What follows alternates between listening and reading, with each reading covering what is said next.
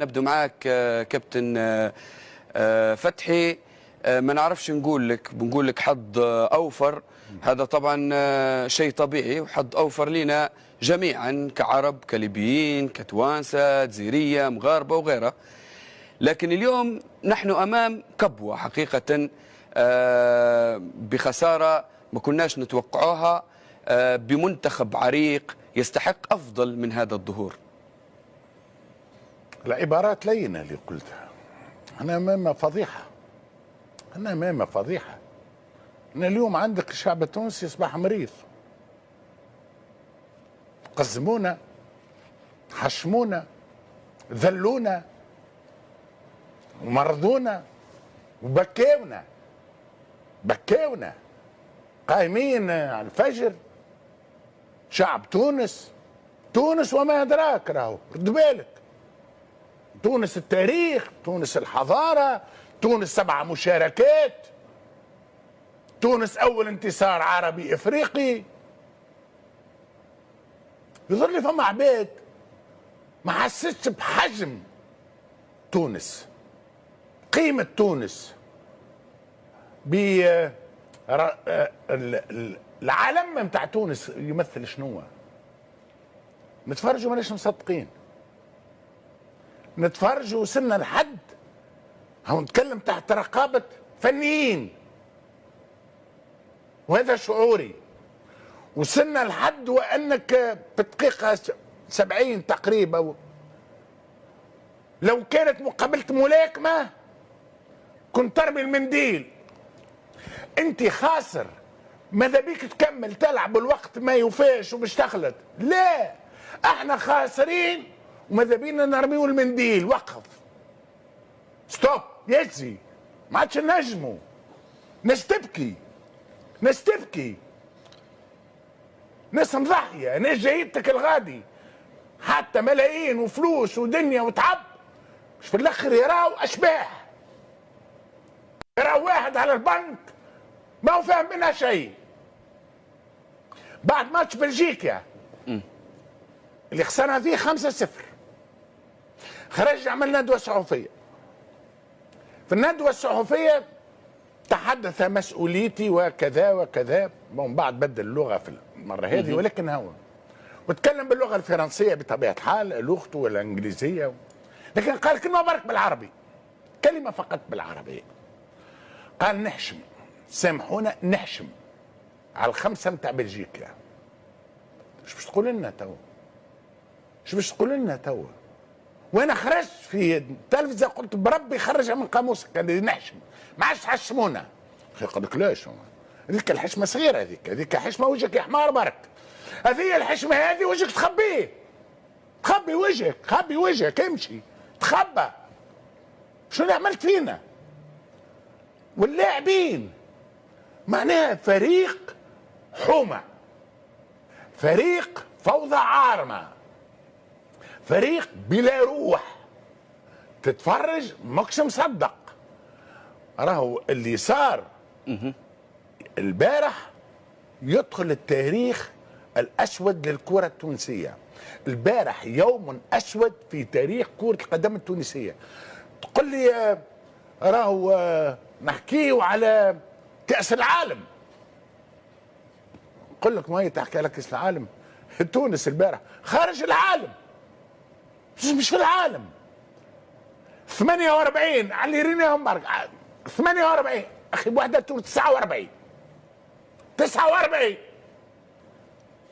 حتى الفريق الجديد كوراساو والله العظيم يعمل لك كيف تلقائيه، وناس تجري وناس كذا وترى وقليب وكذا، ووصلوا 1-1 مع المانيا سامحني، والمسؤولين تتفرج باش تغير وتعمل وكذا.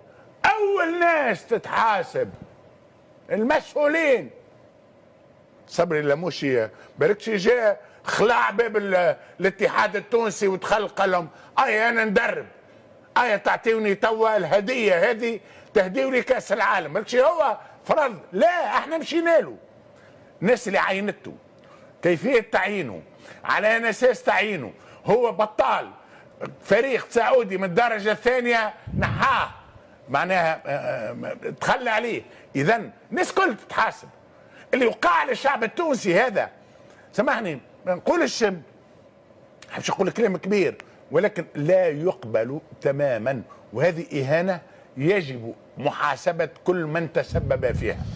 في مستهل هذا البرنامج أشرت للتصريح وصفه البعض بأنك متشائم، خصوصا عندما أشرت إلى أن صبري اللموشي مش فاهم دايخ تقريبا بهذا صحيح. الإطار. وهذه كانت تقريبا مؤيد كانت تتذكر أنت في الحصة الأولى والثانية. ما زلنا ما لعبنا حتى مقابلة.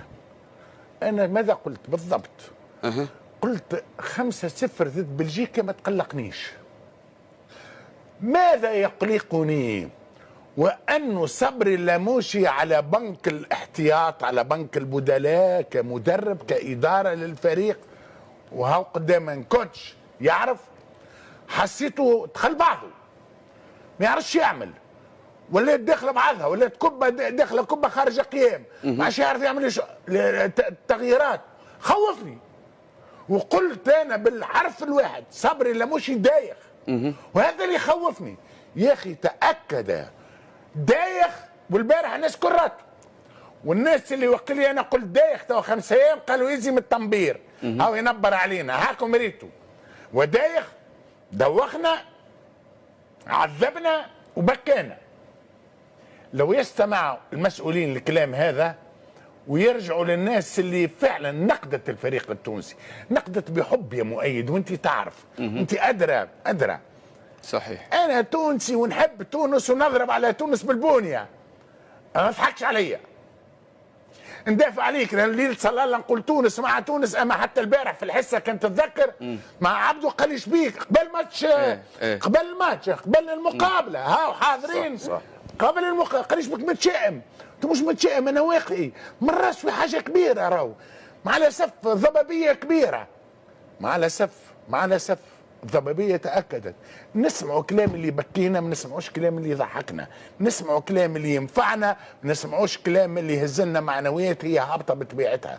هذاك علاش سامحني مؤيد، سامحوني الاولاد، سامحوني الساده المشاهدين. اكيد شعور اي محب واي شخص، اي مواطن ما يتمناش يعني هذه الخساره اللي نتمنوا تداركها. كابتن جمال، الخساره هذه تشوفها بسبب يعني تكتيك معين، بسبب عدم وضع التشكيل الأنسب، ولا تشوفها بعدم تركيز ودهنية خارج التغطية؟ لأن اللي شفناه أمس أعتقد عدة عناصر ضبابية يعني. والله شوف يا مؤيد، أولا نشكر الأستاذ فتحي على صراحته وعلى تفسيره للوضع اللي صار، ونشكره على كلامه اللي ظاهر أنه نابع من قلب.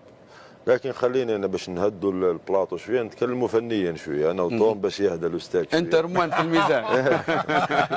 والله اللي يشوف النتيجه امس، اللي تابع المباراه ويشوف النتيجه، ما يشوفش ما يركزش على النتيجه كثير، يركز على التراخي وعلى الانهزاميه اللي دخلوا فيها، ماشي بعد تلقي.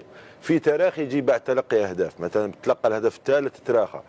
الملاعبيه تاع المنتخب التونسي متراخين من بدايه المباراه، ضايعين. يعني حتى نعطيك واحد النقطه مهمه، حتى حارس كوراساو اللي تلقى 7 أهداف تنقيطه احسن من حارس تونس اللي تلقى 5 أهداف. يعني شوف المفارقات اللي وقعت. يعني تشوف، والمشكل الكبير وين راه؟ المشكل الكبير انه المدرب كل اللي على دكه البدلاء يشوفوا في النزيف، اللاعبين جالسين ينسفوا في الملعب خلاص، كانك في منازله وخلاص، نزيف ودايخ وتايهين يناظروا في السماء. ممكن تجي الحاله، ما فيش اسعاف من الطاقم الفني، ما فيش ردة فعل، ما كاش ردة فعل. حتى اللاعبين استسلموا قبل الوقت، انهزاميه. وانا اسمح لي نكون قاسي شويه، اللاعبين ما احترموش تونس، ما احترموش المنتخب التونسي، وما احترموش الشعب التونسي اللي صار على جالهم واللي سافر على جالهم. سمحوا لي نتكلم على تونس لاني محب لتونس ونحب وقراب القلب المنتخب التونسي، لانه ممكن عندهم بقى لهم شويه، بقى لهم مبارتين يقدروا يداركوا الوضع. انا ممكن كلاعب ولا كمحلل نكون شويه ايجابي ونكون شويه يعني نتمنى الخير، عندهم فرصتين للتصالح مع نفسهم اولا قبل ما يتصالحوا مع الجماهير التونسيه، باش ممكن ينساو لهم الشيء هذا لازم يتاهلوا للدور الثاني، لانه دخلوا التاريخ من الباب الواسع، لكن بالعكس دخلوا تونس التاريخ الاسود في المونديال، وتونس ما تستاهلش الشيء هذا. في نقطة أشار لها الكابتن فتحي المولدي في بداية الحلقة، خلينا نسمعوا هذه المقتطفات. مع التعامل صبري اللاموشي مع المقابله الاخرانيه ضد بلجيكا، انا ما تقلقنيش في كلمه، ما تقلقنيش ال5-0 ضد بلجيكا، قلقني تعامل صبري اللاموشي مع المقابله، لانه كان دايخ اكثر من الملاعبيه، ما عادش يعرف التغييرات ايش باش يعمل. قلت اذا كان المدرب مازال ما قاش اموره هذا يخوفني، ولكن ديما احنا التوانسه نعيشوا بالامل. كابتن فتحي اعتقد ان الحديث كان قبل المونديال بالطبع، وشفناه مرسخ على ارض الواقع. مؤيد اهل مكه ادرى بشعابها. انا فعلا هي اهل مكه ادرى بشعابها، لكن في نقطه راي مهمه جدا. فتحي المولدي قال ايضا في تصريح اخر، قال احنا انهزمنا قبل الدخول للمونديال، ناخذ 5 ونخسر 5 ونخش للمونديال في مباراه وديه. انتم كلاعبين وعشت هذه التجارب وديا، تسكين المباريات، اختيار المباريات، في اللي يقول لك انا نبي نخش المونديال، في مدربين نعرفهم وعشت معهم عن قرب، يدور في نوعيه من المباريات تكون نقطه تفوق لي للمونديال. اكيد. مثلا نشوف حبيت تلعب مع بلجيكا، عندك كل الوقت تلعب قبل 3 اشهر المونديال، وبعدها لعب مع فريق ضعيف رفع به المعنويات اسبوع قبل المونديال، مثل ما فعلت الجزائر، لعبت هولندا حتى لو فزنا لكن كنا يعني ما تندريش عن النتيجه في ذلك الوقت، ما تهمناش، لكن بعدها اسبوع قبل المونديال نلعب بوليفيا ونطبق اللعب تاعي ونربح ثقتي. لكن حتى المشكله ان هزمنا، شوفوا واش قال احنا هو عنده امل، لكن اللعيبه ما كانش عندهم رده فعل، تحس انهم استسلموا قبل الاوان. علاش؟ ما ندريش علاش. حتى اللي حب يخسر ما يخسرش بالطريقه اللي خسروا بها تونس. اللي حب يخسر مثلا يديرها بالعاني زي ما نقولوا بالعاميه، ما يلعبش مثل ما لعبوا هما. يمشوا الناس تمشي في الملعب، ناس انهزاميين يسمحوا لي يعني كلاعب ونكون قاسي شويه، لكن ماشي هكذا تمثل البلد تاعك. الشعب التونسي راهو زعفان، انا رانا في تونس والشعب زعفان. صحيح. ولهذا لازم يصالحوا الشعب تاعهم، وهذه ان شاء الله تكون لهم حافز وتكون لهم رده فعل على الاقل، حتى لو ما تتاهلش تكون عند رده فعل احسن من اللي كنت. احنا كنا غايبين في المباراه اللي راحت، والله كانت قادره تنتهي 9 إلى 8 أهداف. انا شفت المباراه كلها، كانت قادره تخلص 8 عادي، 7 عادي، 5 كانوا يعني سلكوا شويه، لكن تونس ما تخسرش ب5. من خاطر المقابله توقف 5 نتاع العشيه، 5 نتاع الصباح، دونك تونا 5. انا خايف على نلعب ضد اليابان توفى 7. لا ان شاء الله تكون ردة يستر الله، خلينا متفائلين. ان شاء الله ردة فعل. لا بربي سؤالك ممتاز، لانه يجاوبوا فنيين. هذا علاش انا ناخذ في اطار فني. ناخذ في اطار فني. بيلسا مدرب المدربين، اللي هو قرر بيب غوارديولا وقرر الناس الكل والكل يعترفوا له. هو الان مدرب الأوروغواي. تعرف شو عمل مؤيد؟ الأوروغواي تشارك في كاس العالم، قال ما نعمل حتى مقابله وديه، ما يشوفني حد وما نشوف حد، نمشي بمعنوياتي كامله. اختيارات، من بين الاختيارات وانه تو انت مشيت كنت قاعد، معناها عملت مقابله بلجيكا اللي كانت بطبيعه الحال ربما هي اللي حلت الباب، حتى السياده وكا معناها ولات خلاص ولات كيفها، معناها قالت 5 شبيه بلجيكا 5 حتى احنا و5 معناها مع الاسف ولينا تونس وما ادراك. والله يخذلونا، راهو شيء يوجع، راهو شيء يوجع. اكثر ما لفت انتباهي ممكن من المشاهد اللي تعيشها في المونديال. وقبل ما نمشي للمستر توم، لاول مره اعتقد منذ سنوات جميع المقاهي مفتوحه للصباح ولهزيز في الشوارع. حقيقه مشهد اتمنينا يكتمل بصوره جميله. بالطبع، وهذاك على الاقل احترموا، هذاك على الاقل كنا نتمناو. علاش قلت لك شعب تونس راهو ما قامش مليح، اذا كان رقد فعلا ما قامش مليح. شعب تونسي قام مريض، لانه راهو في العالم الكل، مش ما نقولش تونس بقى، في العالم الكل شنو اللي خرج الشعوب للشارع؟ كرة القدم. كرة القدم. شنو اللي فرح الشعوب؟ كرة القدم. لكن مع الاسف فما شعوب تفرحها فرقها الوطنيه، واحنا عندنا فريق وطني مع الاسف خلى الشعب التونسي بدمعته. والله الشعب التونسي بدمعته.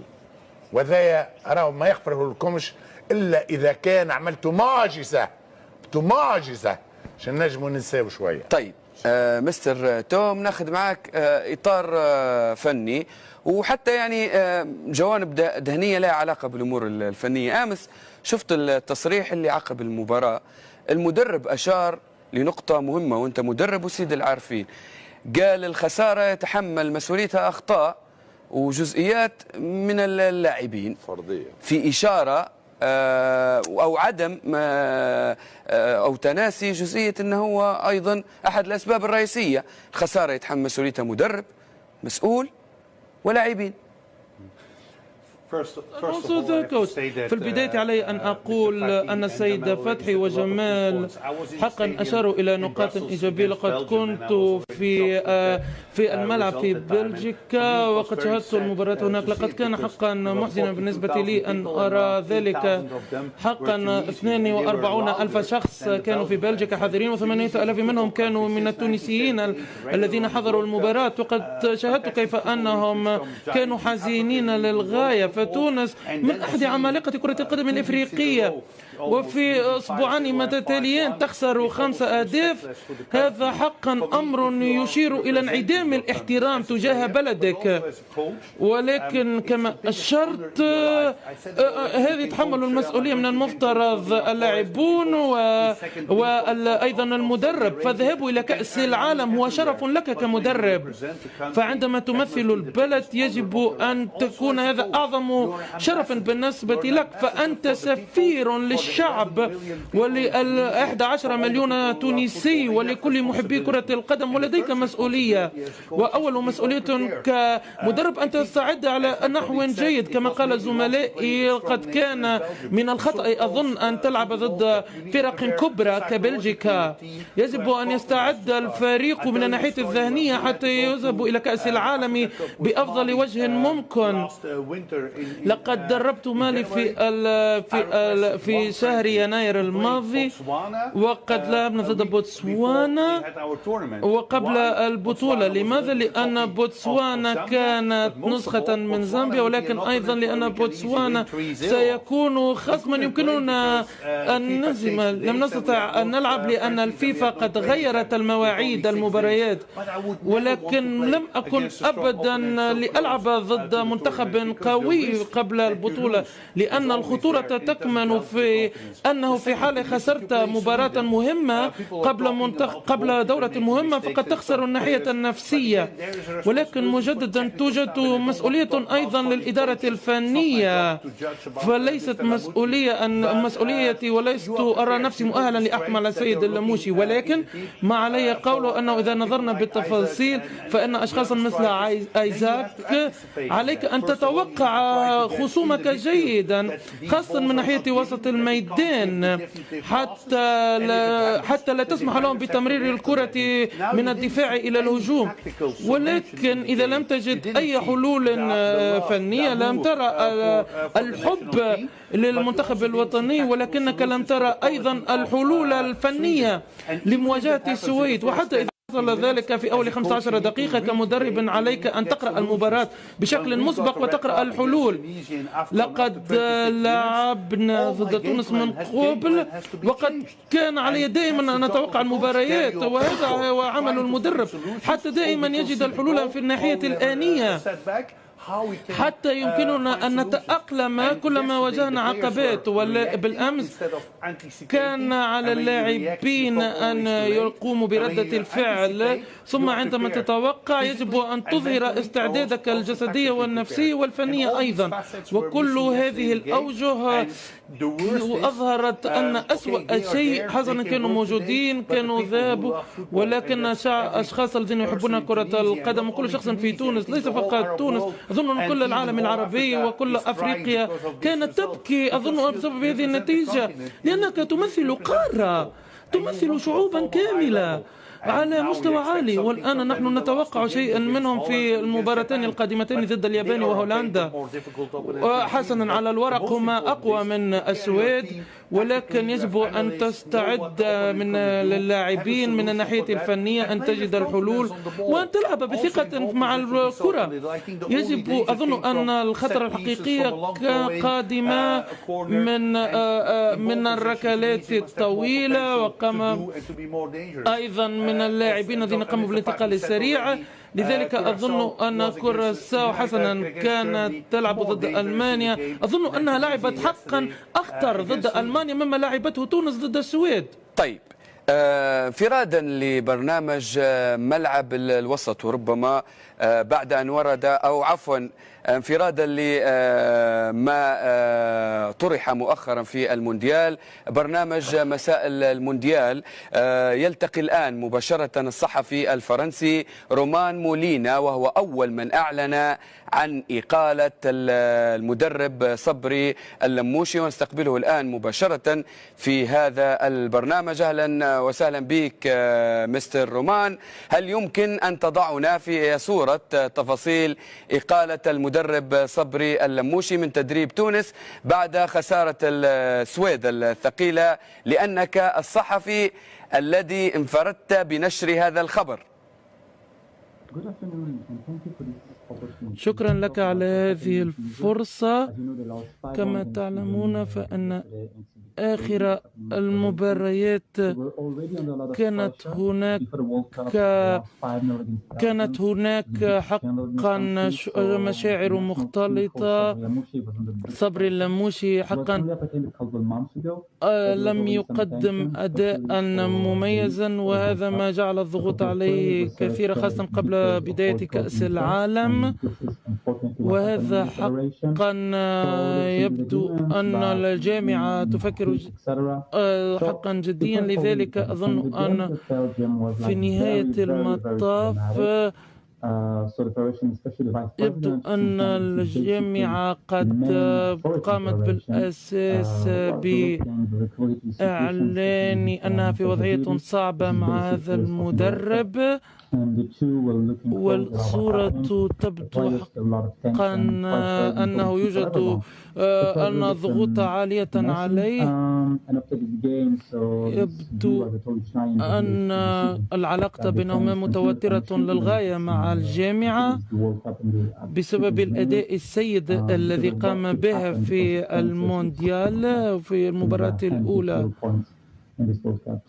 لذلك أظن أن التطورات ستنكشف أكثر فيما بعد. طيب، كيف تم اتخاذ قرار الإقالة؟ يا ريت تعطينا توضيحات أكثر، ومن المدرب اللي سيخلف صبري اللموشي؟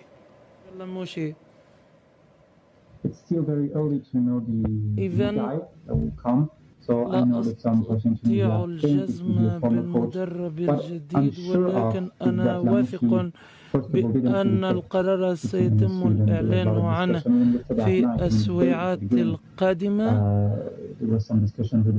حقا أظن أن ما حدث كان يمثل مفاجأة كبرى، ولكن لست واثقا مما سيكون البديل عنه. لذلك فإن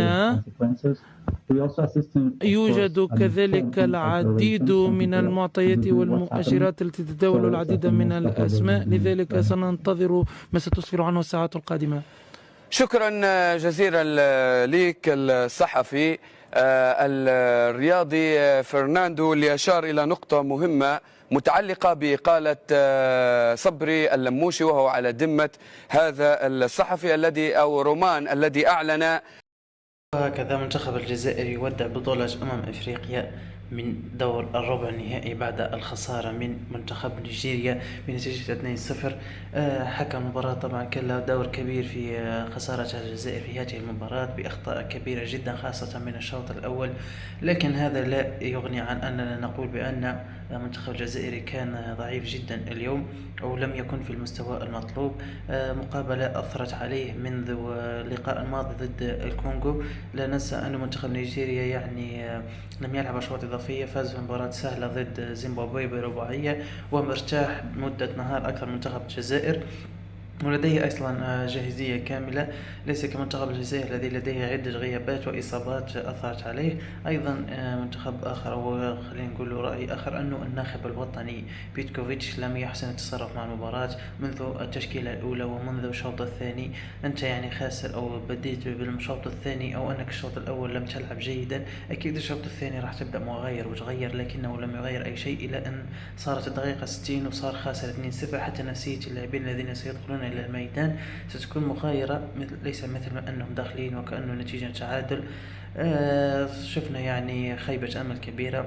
شيء آخر يعني نتناول، أنه ماذا استفدنا؟ أنه ربحنا جائزة كبيرة في هذه البطولة، يمكن أكثر ممكن الكأس اللي هي ربحنا ماذا، موهبة جديدة جدا، وكان أفضل لاعب للجزائر اليوم. أيضا بن سبعين مستوى رائع جدا. لاعبين أيضا لم يحالفهم الحظ تقديم مباراة جيدة اليوم على غرار اللاعب رياض محرز وغيرهم. وهذا لا يعني أنه نقول أن رياض محرز هذه آخر بطولة له. مستواه يعني ثقيل جدا، أو أنه لم يصبح ذلك اللاعب الذي اعتدنا عليه سابقا. ما كان أصلا لازم يدخل المباراة إلا إذا كانت الجزائر رابحة يدخل يلعب دقائق، لكن هذه آراء المدرب، وهذه لازم يتحمل هو المسؤولية. البطولة القادمة سنراهم في كأس العالم، يمكن راح نشوف مباريات ودية قبل ذلك، لكن نيجيريا يلعب أحسن منا، الساهل والفوز، وهارد لك المنتخب الجزائري.